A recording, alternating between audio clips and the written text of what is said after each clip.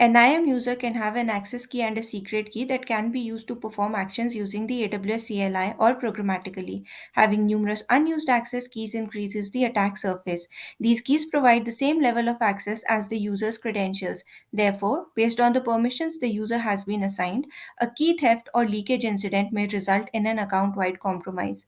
In this video, we will take a look at how you can remove an access key for an IAM user in AWS via CLI.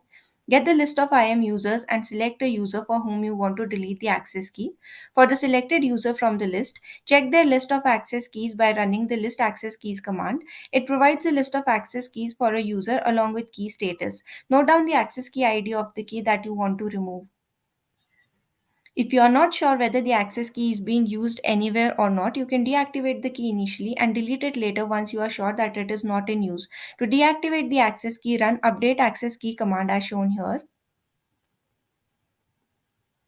Once you are sure that the access key is not required and can be deleted, run delete access key command to remove the access key. If you found this video helpful, do give it a thumbs up. Subscribe to our YouTube channel for more such interesting videos on cloud security.